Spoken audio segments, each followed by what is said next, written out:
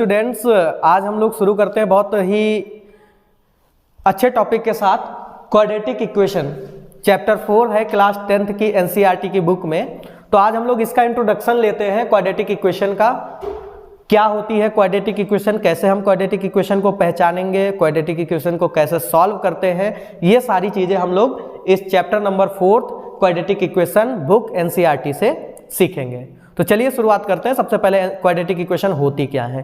तो quadratic equation की अगर हम डेफिनेशन की बात करें तो डेफिनेशन इसकी बनेगी an equation having power 2 and using one variable. An equation having power 2 and using one variable is known as quadratic equation. अब क्वाड्रेटिक इक्वेशन के स्टैंडर्ड फॉर्म को देख लेते हैं क्या होता है। Standard form, standard form. अब क्वाड्रेटिक इक्वेशन का स्टैंडर्ड फॉर्म होता है भैया ax square plus bx plus c is equal to 0।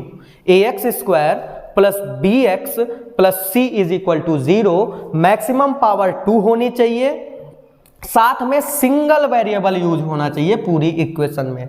Single variable you know say that x हो तो पूरी में x हो, y हो तो पूरी में y हो। अब यहां पर a, b और c का क्या रोल है। a, b, c are numbers.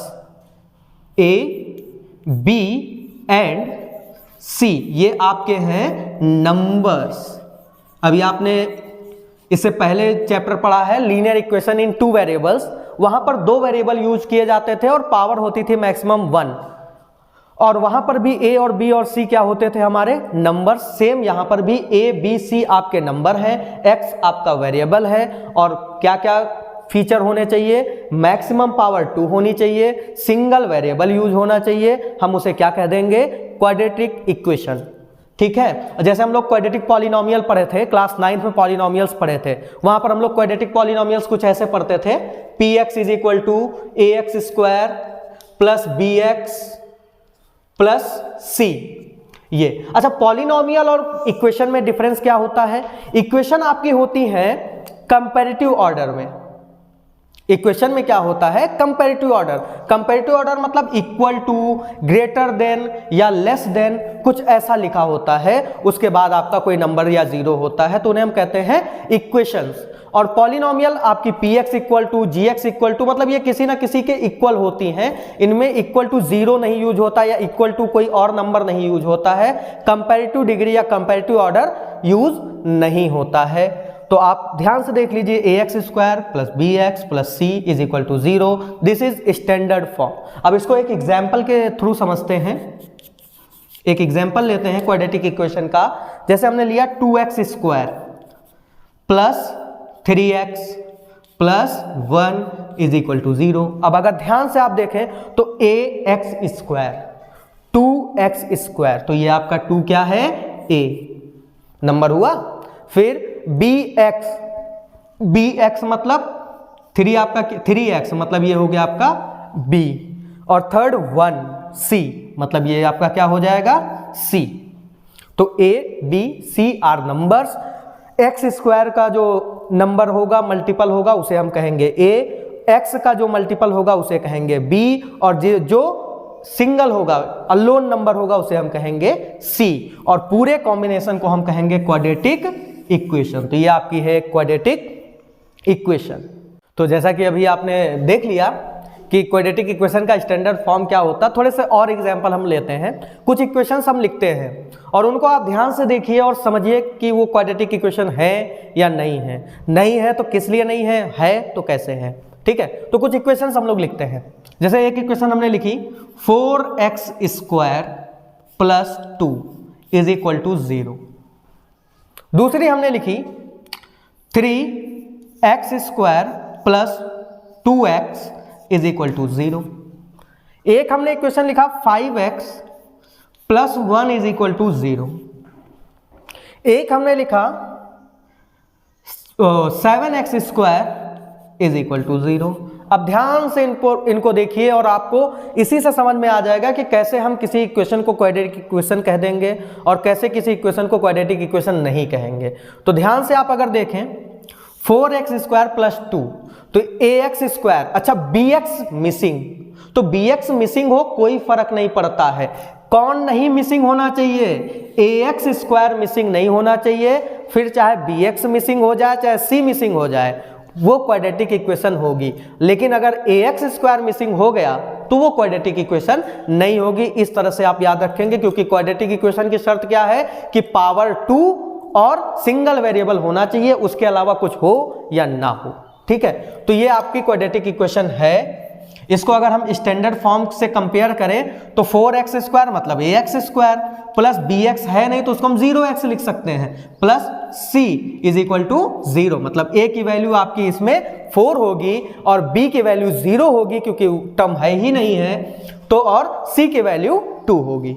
ठीक है, उसके बाद दूसरी इक्वेशन को अगर ध्यान से देखें तो यहां पर ax स्क्वायर प्लस bx और c 0 है, तो फिर भी कोई फर्क हमारी इक्वेशन पर नहीं पड़ेगा। क्यों?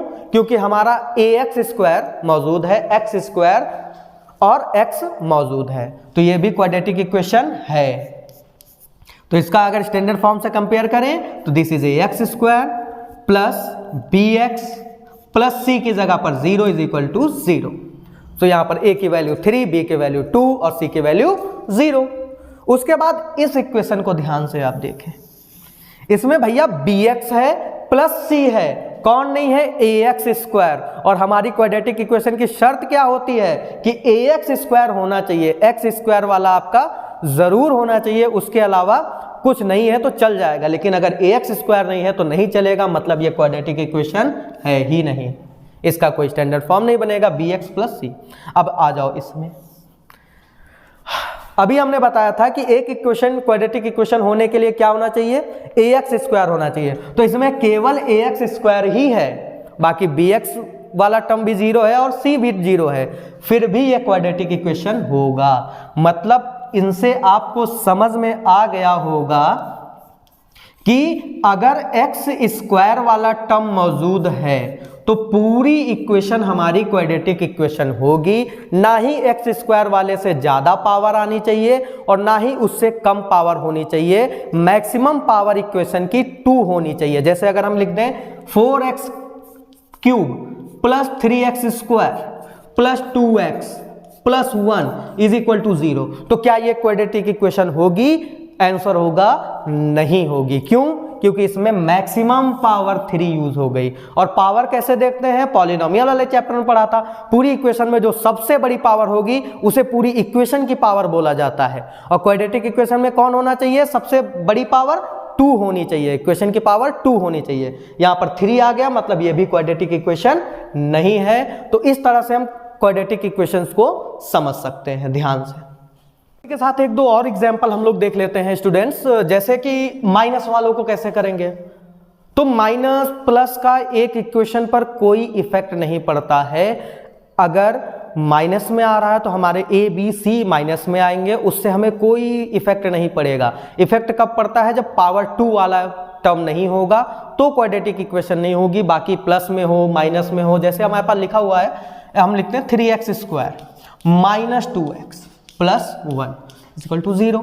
तो यहां पर अगर हम a हमारा हो जाएगा 3, a हमारा ax स्क्वायर, हम स्टैंडर्ड फॉर्म से कंपेयर करेंगे, ax square plus bx plus c is equal to 0, ये हमारा होता है स्टैंडर्ड फॉर्म।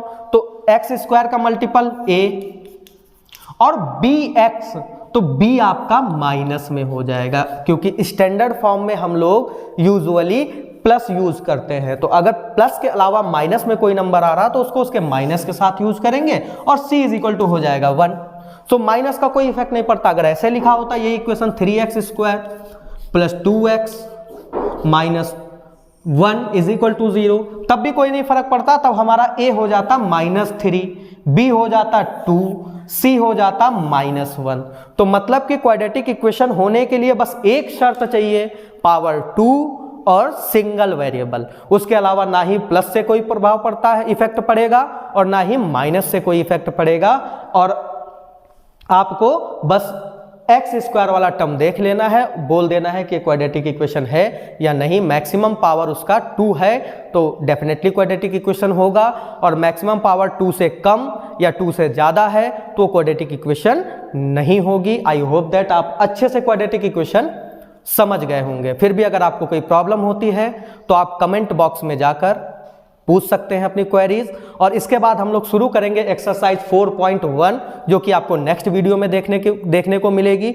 उससे पहले आप इजीली इस पूरी वीडियो को देख के अच्छे से समझ के, अगर आपके कुछ क्वेश्चन होते हैं तो कमेंट में पूछ के अपना क्लियर कर लीजिएगा, क्योंकि कॉन्सेप्ट का क्लियर होना बहुत ज़रूरी है। अगर कॉन्सेप्ट आपका क्लियर हो गया तो पूरा चैप्टर आपको इंटरेस्टिंग लगेगा और बहुत अच्छे से समझ में आएगा।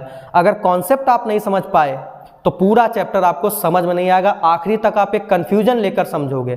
तो मैं चाहता हूं कि आप कंफ्यूजन के साथ मत समझें, सॉल्यूशन के साथ समझें और इजी सॉल्यूशन समझें। ठीक है, थैंक यू फॉर वॉचिंग, और अच्छे से इस चैनल को सब्सक्राइब कर दीजिएगा और लाइक कर दीजिएगा, और हो सके तो ज़्यादा से ज़्यादा शेयर कर दीजिएगा ताकि मैक्सिमम स्टूडेंट्स इसका फ़ायदा उठा पाएँ। Thank you.